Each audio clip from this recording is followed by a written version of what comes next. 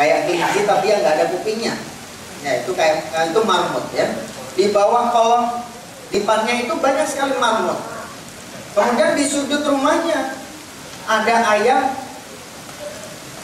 yang sedang ngerem, angkrem. Ini bahasa Jawa semua ini ada. Ya, ada ayam yang sedang mengeram telurnya, sebentar lagi mau menjadi piye, apa nih? Ayam kecil, ya, kuto. Tahu nggak kuto? Nah, bahasa Jawa, karena saya dari Jawa, nggak apa-apa saya ngomong Jawa ya. Nah, Mbah Kemi ini luar biasa. Apakah beliau membutuhkan zakat? Jangan salah persepsi dulu. Mbah Kemi ini kegiatannya sehari-hari, dia masak-masak sendiri, dia rebus air sendiri. Kalau kita lihat dipannya, itu di atasnya ada panci yang udah hitam, bukan panci putih, panci yang udah hitam. Kemudian di dipannya itu juga ada bajunya di situ, ada kitabnya ada di situ karena beliau tidur di situ, karena beliau ngaji di situ, karena beliau melakukan aktivitas semuanya di dipannya itu.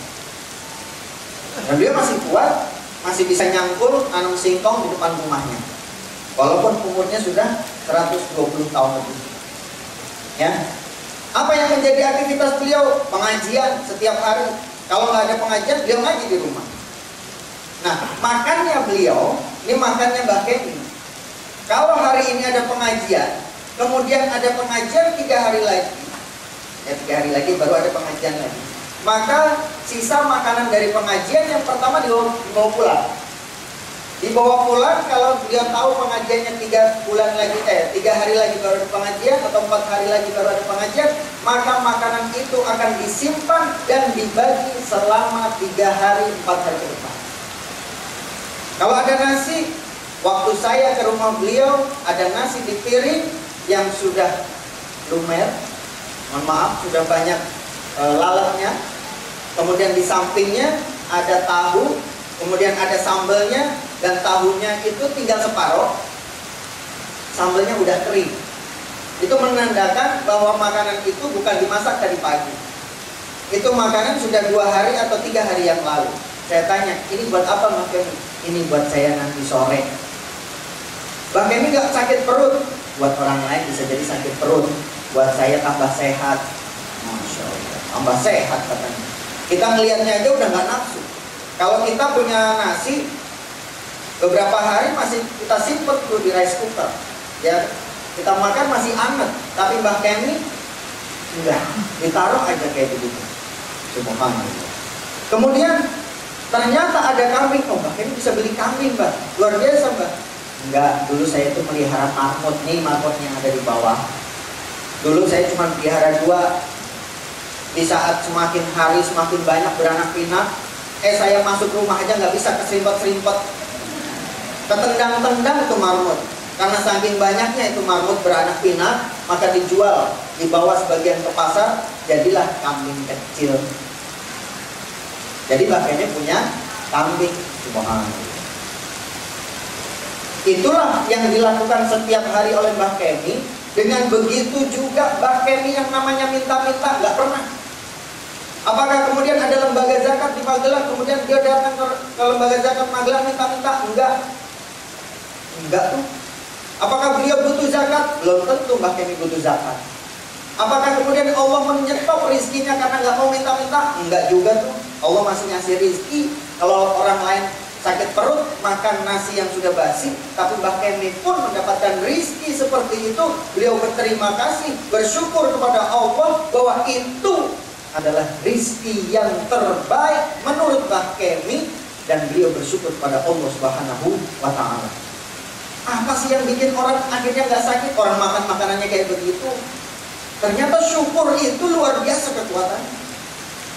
Dan syukurnya beliau, ya, sampai sedemikian, tidak pernah minta-minta, ngemis-ngemis ke tetangganya yang rumahnya lebih bagus, tentunya pekerjaannya lebih bagus, rizkinya lebih baik.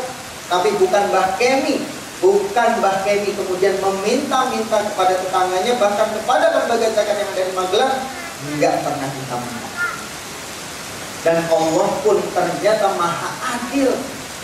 Dan selama kita masih dikasih hidup oleh Allah SWT, ternyata Allah pun masih mengirimkan rizki kepada kita. Nah, cerita kambing. Ceritanya kambing ya. Udah bisa beli kambing, dipelihara nih kambing. Kan itu kalau menurut kita-kita yang lihat, kita-kita yang datang ke situ, maka kambing itu Ustaz adalah harta terbaiknya Mbak Kenny. Karena Mbak Kenny gak punya apa-apa. Kambing kalau dijual lumayan, tapi itulah harta terbaiknya Mbak Kenny saat itu. Dipelihara jadi tambah gede, belum gede banget. Kemudian saya datang ke sana, waktu kemudian udah bincang-bincang, ngobrol-ngobrol, kemudian saya pulang, saya bekelin tuh uang. Gak banyak sih waktu itu, karena teman-teman di Magelang sudah bergerak juga buat dia. Maka waktu saya mau pulang, saya kasih tuh uang, gak banyak, 150.000 rupiah. Mbak, ini buat Mbak. Makasih ya nak. Alhamdulillah. Oh, subhanallah. Kita kembali ke Jakarta, teman-teman saya yang dari Magelang mantau uang itu buat apa kira-kira. Kalau kita lagi nggak punya duit, nggak pernah makan enak, kemudian dapat duit, subhanallah, kira minta ampun, kemudian makan makanan yang kita pengenin. Itu kita, termasuk saya. Termasuk saya ya. Bukan. Termasuk saya. Tapi kemudian beberapa hari setelah saya kembali ke Jakarta, diinformasikan, ditelepon sama teman saya yang ada di Magelang. Masanya, ternyata uang yang 150.000 itu gak dipakai untuk beli makanan. Bayangan saya kalau butuh makan, kalau gak punya beras silahkan beli pakai uang ini, kira-kira gitu. Tapi ini udah kejadian 3 tahun yang lalu. Ya, 3 tahun yang lalu kurang lebih. Maka saya kembali ke Jakarta, kemudian ditelepon sama teman saya dan menginformasikan bahwa uang 150.000 yang saya berikan kepada Mbak Kenny tidak dibelikan makanan, tapi dibawa ke pasar beserta kambingnya.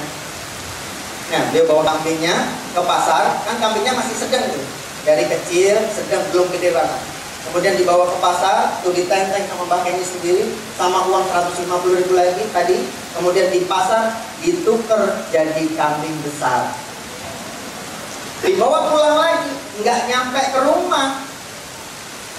Waktu itu menjelang Idul Adha, saya kesana. Dan ternyata kambing itu menjadi surprise buat saya, karena kambing satu-satunya Mbak Kenny diserahkan kepada musola depan rumahnya Mbak Kenny. Itu harta terbaik satu-satunya milik Mbak Kenny. Dan uangnya pun harta terbaik milik Mbak Kenny. Hari itu dibawa ke pasar, dijadiin kambing besar, dan kemudian kambing itu dikurbankan. Orang lain pada kaget. Mbak, kambing satu-satunya ya Mbak, kok dikurbanin Mbak? Ya nggak apa-apa nak, saya kan pengen berangkat haji, saya pengen berangkat ke tanah suci, tapi karena saya belum punya kemampuan, maka saya kurbankan kambing ini. Itulah harta terbaik milik Mbak Kenny yang kemudian disedekahkan kepada masyarakat sekitar. Yang membuat saya kaget lagi, ternyata orang-orang yang di sekitar Mbak Kenny yang kondisi ekonominya lebih baik dari Mbak Kenny, pekerjaannya lebih baik, rizkinya lebih baik, subhanallah, di musola itu yang sedekah, yang kurban hanyalah Mbak Kenny saja. Gak ada yang lain. Harusnya Mbak Kenny nerima dong, terima kurbannya, bukan Mbak Kenny yang kurban. Karena kondisinya Mbak Kenny di kampung itu adalah paling miskin. Kita balik bertanya, apakah orang miskin yang butuh sedekah, butuh zakat? Belum tentu. Belum tentu. Maka waktu itu menjadi heboh. Masyarakat kampung, Mbak Kenny orang paling miskin di kampungnya adalah pekurban satu-satunya di musola beliau. Masya Allah. Ada kalimat tadi itu, kalimat bahwa beliau pengen sekali berangkat ke tanah suci. Dan kalimat itu terdengar oleh saya. Kemudian saya diskusikan dengan Mas Tarmizi. Tarmizi, ini Mbak Kenny pengen banget ke tanah suci. Kemarin beliau habis sedekah kambing satu-satunya, dan luar biasanya di kampung itu satu-satunya yang kurban hanya Mbak Kenny. Mari kita sampaikan, kita diskusi.